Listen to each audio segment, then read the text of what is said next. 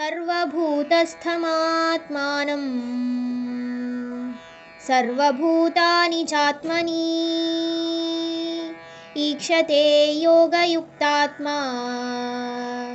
ಸರ್ವತ್ರ ಸಮದರ್ಶನಃ. ಎಲ್ಲ ಜೀವರಾಶಿಗಳಲ್ಲಿರುವ ಆತ್ಮಗಳು ಮತ್ತು ನನ್ನಲ್ಲಿರುವ ಆತ್ಮವು ಎಲ್ಲವೂ ಒಂದೇ. ಮತ್ತು ಒಂದು ಯೋಗಿಯಿಂದ ಮಾತ್ರ ಸ್ಪಷ್ಟವಾಗಿ ನೋಡಲು ಸಾಧ್ಯ ಅಂತ ಇಲ್ಲಿ ಭಗವಂತ ಹೇಳಿದ್ದಾರೆ. ಈ ಯೋಗಿಗಳಿಗೆ ಒಟ್ಟು 4 ರೀತಿಯಾದಂಥ ಸಮದರ್ಶನ ಅಂತ ಕರಿತೀವಲ್ಲ, ಅದಾಗತ್ತೆ. ಯಾವುದೀ 4 ರೀತಿ ಅಂತನ, ಒಂದು, ಅವರು ಜೀವಂತವಾಗಿರಬೇಕಾದ್ರೇ ಅವರ ಆತ್ಮದ ಜ್ಞಾನದ ಮೇಲೆ ಕೇಂದ್ರೀಕರಿಸುತ್ತಾ ಎಲ್ಲ ಜೀವಿಗಳಲ್ಲಿ ಇರುವ ಜ್ಞಾನ ಒಂದೇ ಅಂತ ಅರಿವು ಮೂಡೋದು.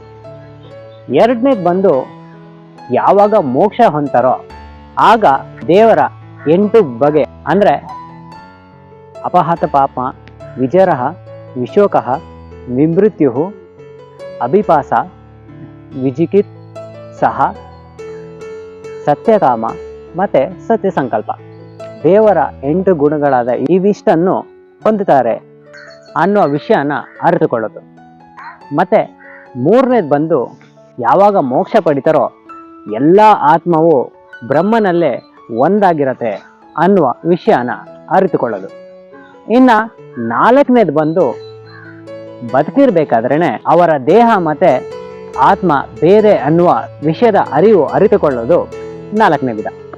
ಈ 4 ರೀತಿಯ ಸಮದರ್ಶನ ಯೋಗಿಗಳಿಗೆ ಆಗತ್ತೆ ಅಂತ ಇಲ್ಲಿ ಹೇಳ್ತಾರೆ.